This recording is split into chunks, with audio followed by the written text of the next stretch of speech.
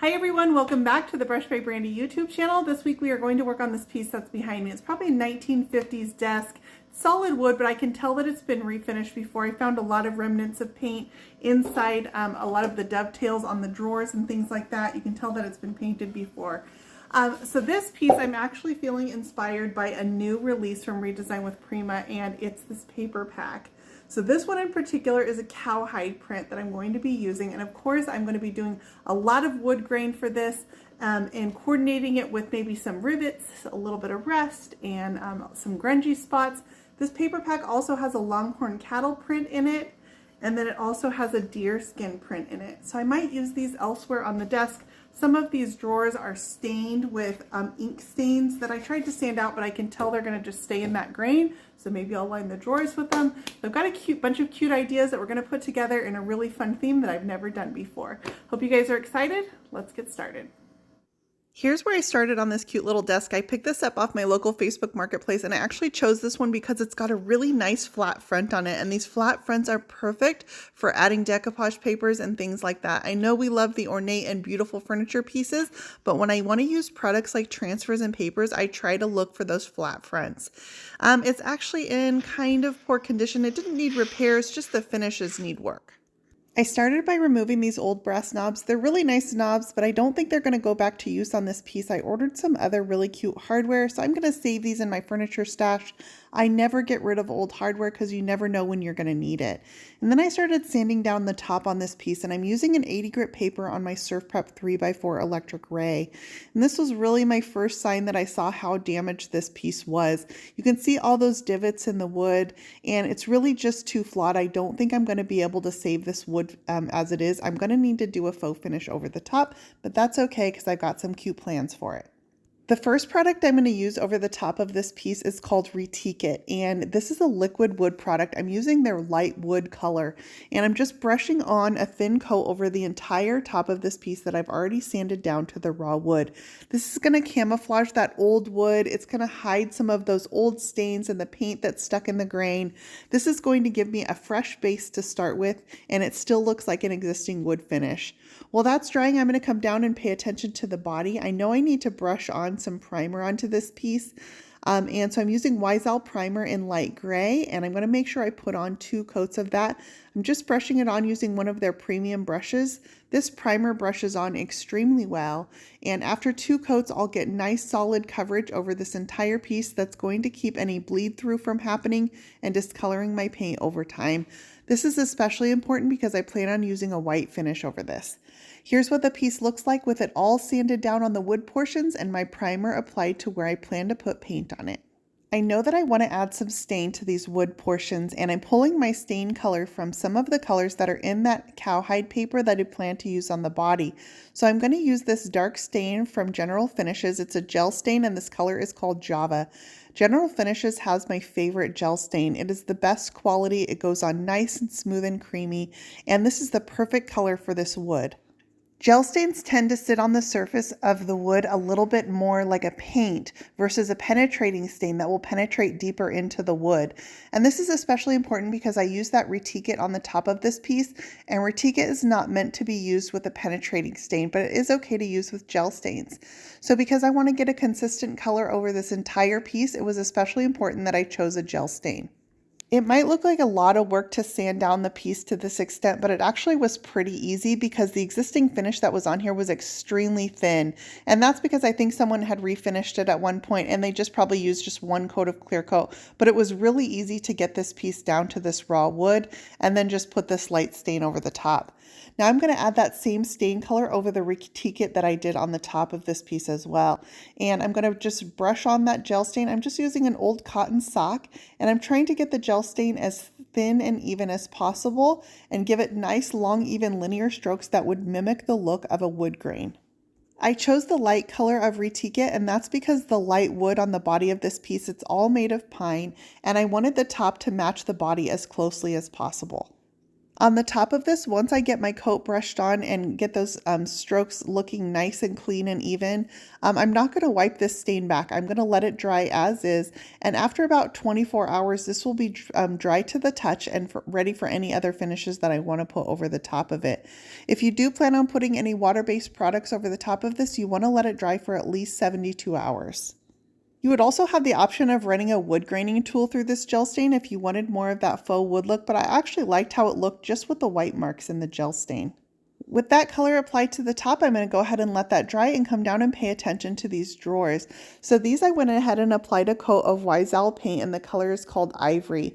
And that's because this paper is lightly translucent, and so it's going to show through whatever I had underneath. And that gray primer tended to cast a little bit of a gray undertone, and I wanted more of the ivory. I brushed on a nice coat of Redesign with Prima decoupage gel, and then I'm going to place my paper right into that bed of decoupage gel.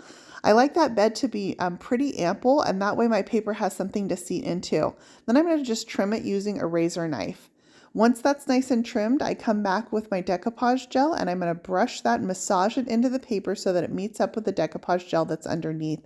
This is going to encapsulate my paper. And I like to use the decoupage gel with the Redesign with Prima papers because they're a little bit thinner and they have a light texture. That decoupage gel tends to fill the texture on the paper really nicely. To get out any wrinkles in my paper, I do use my heat gun, and I just run my heat gun lightly over the surface of those wrinkles and they come out really easily. You just want to be careful when you're doing this to not leave your heat gun in one place for too long, or you can damage your paper. Let's repeat this process on another drawer. I'm making sure I go in order with my drawers so when I put them back in the body, the pattern matches up from drawer to drawer.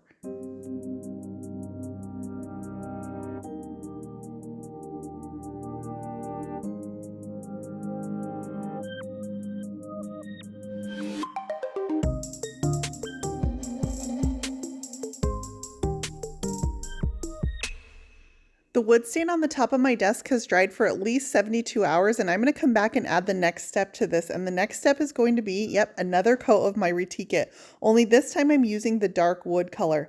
And I'm just brushing on a really thin diluted coat over the top of my gel stain, and then I'm going to wipe it back, leaving kind of that streaky pattern too.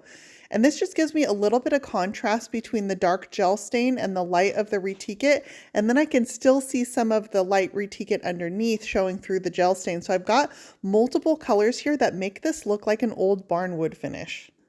I'm going to repeat the same process that I used on the top now that I've got it figured out. I'm going to repeat those same steps onto all the wood portions that I had sanded down and put gel stain on for the entire surface of this desk. But let's pay attention to these side panels because I do have a paint treatment that I want to use on those.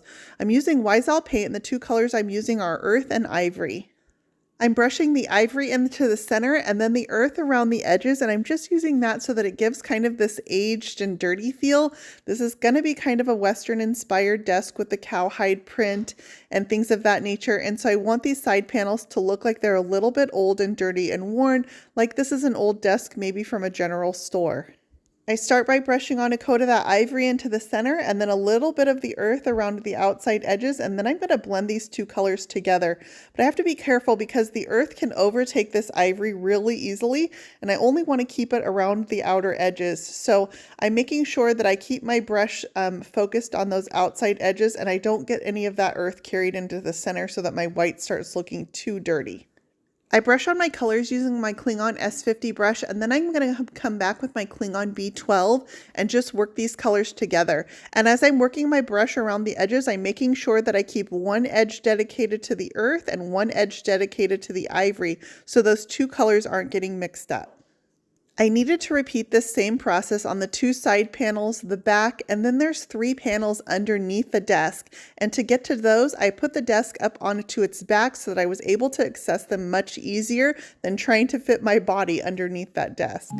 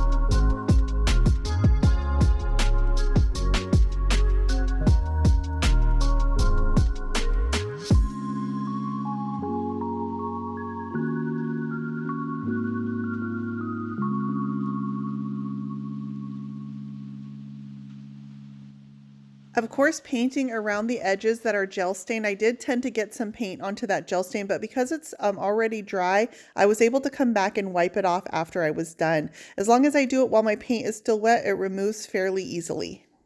I streaked some of my retiqueit over the top of my dark wood stain, and so I'm going to do that on all these side panels as well. I did it just using a chip brush. I chose a chip brush because they've got kind of frayed and uneven edges, so it does this streaky texture really well. I could still see some of my wood grain coming from underneath that wood stain, and then I've got the stain color and the retiqueit over the top. It gave really nice depth to this faux wood finish.